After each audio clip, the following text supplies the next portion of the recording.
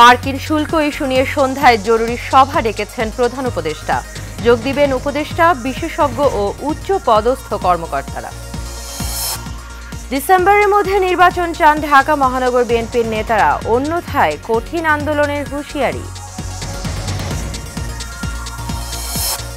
ঈদের লম্বা ছুটিতেও অস্বাস্থ্যকর ঢাকার বাতাস, এয়ার কোয়ালিটি ইন্ডেক্সে কাঠমান্ডুর অবস্থান শীর্ষে।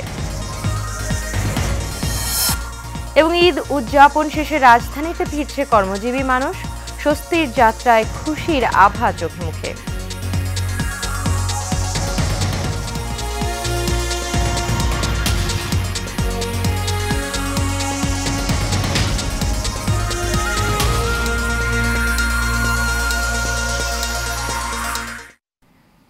স্বাগত এশিয়ান নিউজে। পুরো সময় জুড়ে আপনাদের সঙ্গে রয়েছে আমি অরণ্য বিনতে ইউনুস।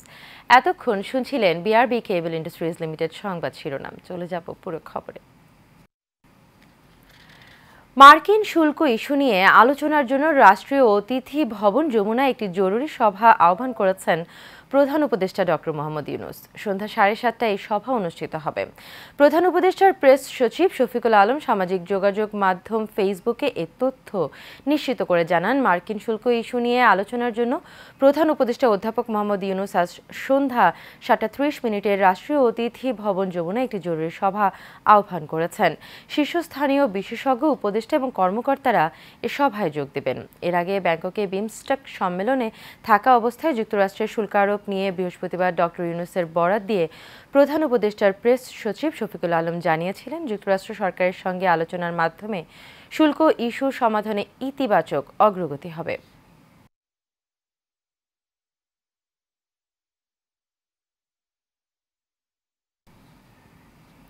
ডিসেম্বরের মধ্যে নির্বাচন না হলে কঠিন আন্দোলনের হুঁশিয়ারি দিয়েছেন বিএনপি ঢাকা মহানগরের নেতারা। এশিয়ান টেলিভিশনকে দেওয়া সাক্ষাৎকারে এমন হুঁশিয়ারি উচ্চারণ করেন তারা। যৌক্তিক সংস্কার শেষে দ্রুত একটি সুষ্ঠু ও গ্রহণযোগ্য নির্বাচনের ব্যবস্থা করার জন্য অন্তর্বর্তী সরকারের প্রতি আহ্বান জানান তারা। মোশাররফ তালুকদারের ক্যামেরায় কাউসার আহমেদের রিপোর্টে দেখুন বিস্তারিত।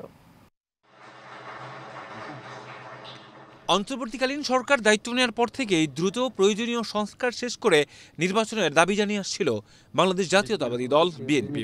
তবে এখনও নির্বাচনী রোডম্যাপ ঘোষণা না করায় দলটি নানানভাবে সরকারকে চাপে রেখেছে।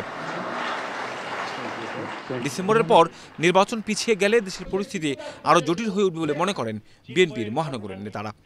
বাংলাদেশে এখন পর্যন্ত যে অস্থিতিশীল যে রাষ্ট্র কাঠামোগুলো রয়েছে, এখন পর্যন্ত স্থিরতা ফিরে আসেনি।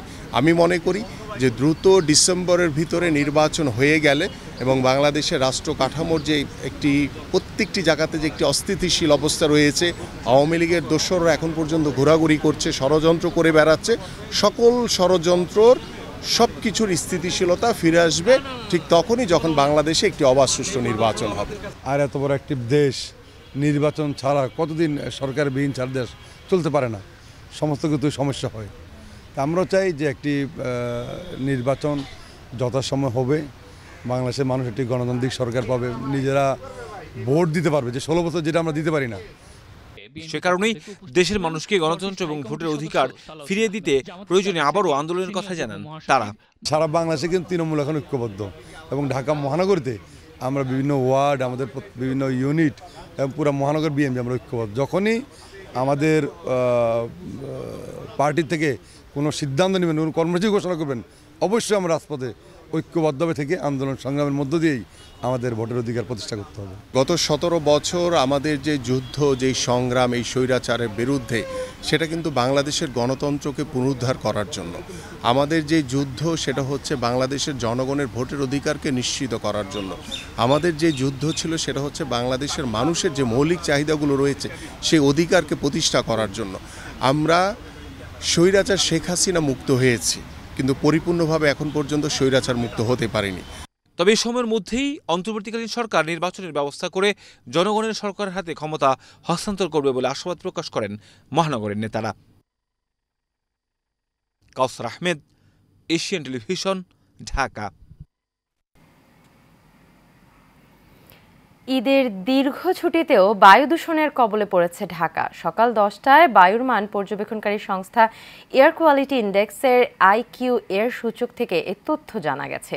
এই সূচকে রাজধানী ঢাকা রয়েছে 8 নম্বরে। তবে বায়ু দূষণের শীর্ষে রয়েছে নেপালের রাজধানী কাঠমান্ডু। কাঠমান্ডুর স্কোর 216, অর্থাৎ সেখানকার বায়ু খুবই অস্বাস্থ্যকর পর্যায়ে রয়েছে। দ্বিতীয় অবস্থানে রয়েছে ভারতের দিল্লি, তৃতীয় নম্বরে রয়েছে চীনের উহান। সূচকের অবস্থান অনুযায়ী দিল্লি, উহান ও লাহোরের বাতাস অস্বাস্থ্যকর পর্যায়ে রয়েছে। অপরদিকে রাজধানী ঢাকার স্কোর 152, অর্থাৎ এখানকার বাতাসেও আছে অস্বাস্থ্যকর পর্যায়ে।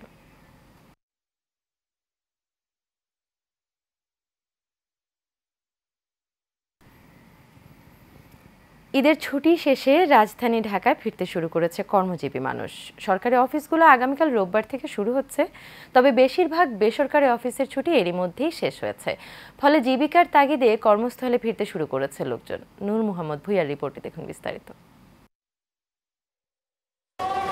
ঈদের দীর্ঘ ছুটি শেষে রোববার খুলছে সব অফিস আদালত, তাই পরিবার পরিজন ছেড়ে জীবিকার তাগিদে রাজধানীতে ফিরছে কর্মজীবী মানুষ।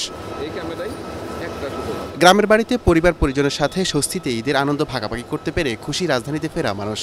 খুবই আনন্দ ছিল, খুব মা বাবা ফ্যামিলির সবার সাথে ঈদ করতে পারছি, আলহামদুলিল্লাহ খুব খুব খুশি। ঈদ যাত্রা অনেক ভালো হয়েছে, যাত্রাও ভালো, ঈদও ভালো কাটছে, সব কিছু মিলে আলহামদুলিল্লাহ ভালো। পরিবারের সাথে ঈদ কাটা এত মজাই লাগলো, কিন্তু আসার সময় তো একটু কষ্ট হয়েছে, একটু অনেক কষ্ট করে আসতে হয়েছে। ঈদের আনন্দ যেমন কাটছে, আসার মধ্যে সেই আনন্দটা একটু বিলীন হয়ে গেছে। এদিকে নির্বিঘ্নে যাওয়া আসা করতে পারায় সরকারের প্রতি কৃতজ্ঞতা প্রকাশ করেছেন অনেকেই। না, কোনো বিড়ম্বনা নেই। আমি ধন্যবাদ জানাই আমাদের মাননীয় উপদেষ্টা ডক্টর মোহাম্মদ ইউনূসকে, কারণ যাত্রাপথেও কোনো রকম ছিল না, যাওয়া পথেও ছিল না, আসা পথেও কোনো রকম বিড়ম্বনা ছিল না। বিড়ম্বনা পোহাতে হয় নাই, কারণ আমরা টিকিট অন্যান্য বছর যেমন কালোবাজারি হয়েছে টিকিটের, এবার আমরা টিকিট নির্দিষ্ট সময়ে পাইছি। রেলওয়ে কর্তৃপক্ষ এইরকম সার্ভিস দিক এবং যাত্রীরা বেশি বেশি রেলে যাতায়াত করুক, যাতে আমাদের সরকারি রেভিনিউ বৃদ্ধি হোক। ঈদ যাত্রায় নিরাপদ নির্বিঘ্নে সম্পূর্ণ হয়েছে বলে জানান Kamalapur rail station manager Shahadat Hossain. আমাদের এবার ঈদ যাত্রা ইনশাআল্লাহ আল্লাহর রহমতে অনেক সুন্দরভাবে সম্পন্ন হয়েছে এবং এখনও সুন্দর, মানুষজন খুব একেবারে নিরাপদ এবং স্বাচ্ছন্দ্যে ভ্রমণ করতে পেরেছে এবং মানুষজন খুবই সন্তুষ্ট। এদিকে ঈদের পঞ্চম দিনেও এখনও নারীর টানে বাড়ি ফিরছে মানুষ। নূর মোহাম্মদ ভুঁইয়া, এশিয়ান টেলিভিশন, ঢাকা। ঈদের ছুটি শেষে ঢাকা টাঙ্গাইল যমুনা সেতু মহাসড়কে যানবাহনের চাপ বেড়েছে। এছাড়া মহাসড়কে ঈদযাত্রা নির্বিঘ্ন ও ডাকাতি ঠেকাতে র্যাবের টহল জোরদার করা হয়েছে। শুক্রবার রাতে মহাসড়কের এলেঙ্গা এবং মির্জাপুর সহ গুরুত্বপূর্ণ এলাকায় চেকপোস্ট বসিয়ে যাত্রীদের সাথে শুভেচ্ছা বিনিময়ের পাশাপাশি মহাসড়কে চলাচলের সার্বিক খোঁজখবর নেন র্যাবের সদস্যরা। এছাড়া ডাকাতি ঠেকাতে জরুরি প্রয়োজনে যাতে র্যাবের সাথে যোগাযোগ করা যায় সেজন্য মোবাইল নম্বরও সরবরাহ করা হয়েছে। র্যাব 14-র 3 নং কোম্পানি কমান্ডার মেজর কাউসার বাঁধন বলেন, ঈদের আনন্দ শেষে কর্মস্থলে ফেরা মানুষের যাত্রা নির্বিঘ্ন করতে তাদের একাধিক টহল দল দায়িত্ব পালন করছে।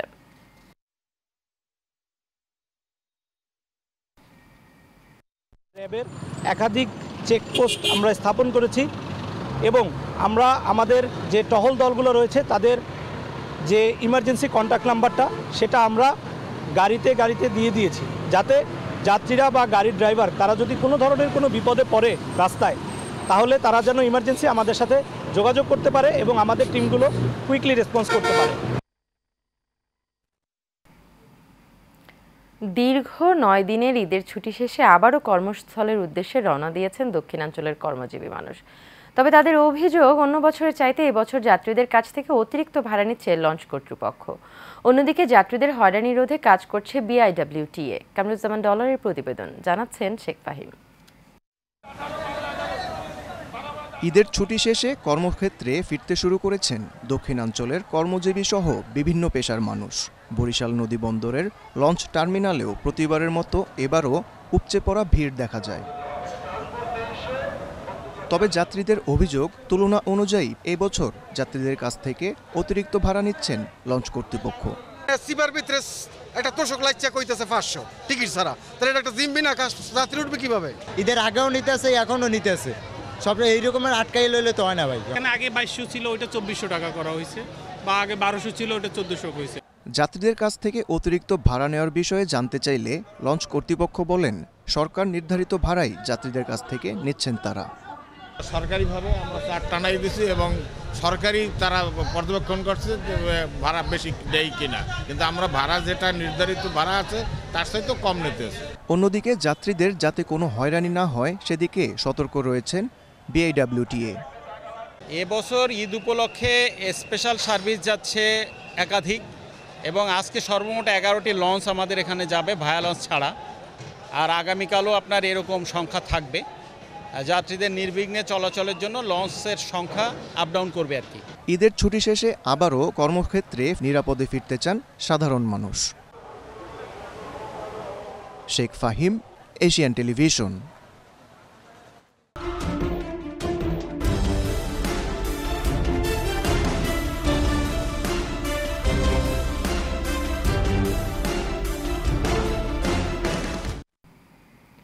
কুষ্টিয়ায় ঈদ পুনর্মিলনী আলোচনা সভায় জাতীয়তাবাদী যুবদল ঢাকা মহানগর উত্তর শাখার আহ্বায়ক শরীফুদ্দিন জুয়েল বলেন, ফ্যাসিস্ট শেখ হাসিনা এখনও ষড়যন্ত্র অব্যাহত রেখেছে। এ বিষয়ে দলীয় নেতাকর্মীদের সতর্ক থাকার আহ্বান জানান তিনি। কুষ্টিয়ার দৌলতপুর সরকারি পাইলট মডেল মাধ্যমিক বিদ্যালয় মাঠে ঈদ পুনর্মিলনী এবং তারেক রহমানের 31 দফা বাস্তবায়নে আলোচনার সভায় প্রধান অতিথির বক্তব্যে তিনি এসব কথা বলেন। দৌলতপুর উপজেলা বিএনপির সদস্য এবং সাবেক সভাপতি আলহাজ আলতাফ হোসেনের সভাপতিত্বে আলোচনা সভায় প্রধান বক্তা ছিলেন দৌলতপুর বিএনপির আহ্বায়ক কমিটির সদস্য সচিব শহীদ সরকার মঙ্গল। এছাড়াও বক্তব্য রাখেন দৌলতপুর উপজেলা বিএনপির যুগ্ম আহ্বায়ক নুরুজ্জামান হাবলু মোল্লা, যশোর জেলা যুবদলের আহ্বায়ক তন্ময় আহমেদ সহ অন্যান্যরা।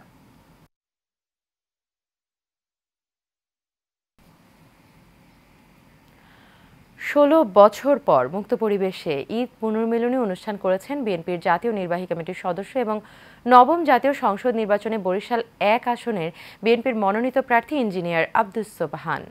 রাজিহার গ্রামের নিজ বাড়িতে নির্বাচনী এলাকার প্রায় 4000 নেতাকর্মীদের অংশগ্রহণে ঈদ পুনর্মিলনের আয়োজন করেন তিনি। অনুষ্ঠানে আরও উপস্থিত ছিলেন বরিশালের উত্তর যুবদলের সদস্য সচিব গোলাম মোর্শেদ মাসুদ, আগলঝাড়া বিএনপির সাবেক সাংগঠনিক সম্পাদক ডক্টর মাহবুব আলম, গৌরনদী উপজেলা যুবদলের আহ্বায়ক মোহাম্মদ মনির হাওলাদার, আগলঝাড়া উপজেলার যুবদলের আহ্বায়ক সুমন রহমান মনির মোল্লা সহ আরও অনেকে।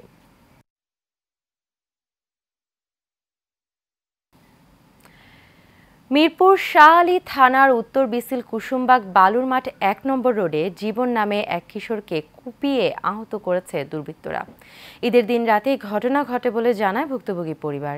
এ বিষয়ে ভুক্তভোগীর মা দিনা আক্তার বাদী হয়ে শাহ আলী থানায় একটি মামলা দায়ের করেছেন। ভুক্তভোগীর মা জানান, মামলা হওয়ার পরেও আসামি গ্রেপ্তার না হওয়ায় তারা আতঙ্কে রয়েছেন। আসামি পক্ষ থেকে ভুক্তভোগী পরিবারকে হুমকি দিচ্ছে বলেও অভিযোগ করেন তিনি। হামলায় জড়িতদের দ্রুত গ্রেপ্তারের দাবি জানান ভুক্তভোগীর মা।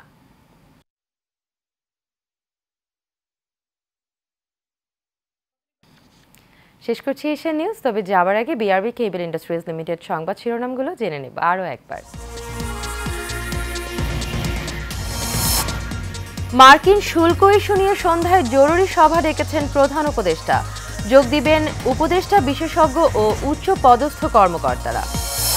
ডিসেম্বরের মধ্যে নির্বাচন চান ঢাকা মহানগর বিএনপির নেতারা, অন্যথায় কঠিন আন্দোলনের হুঁশিয়ারি। ঈদের লম্বা ছুটিতে অস্বাস্থ্যকর ঢাকার বাতাস, এয়ার কোয়ালিটি ইন্ডেক্সে কাঠমান্ডুর অবস্থান শীর্ষে। এবং ঈদ উদযাপন শেষে রাজধানীতে ফিরছে কর্মজীবী মানুষ, স্বস্তির যাত্রায় খুশির আভাস চোখ মুখে।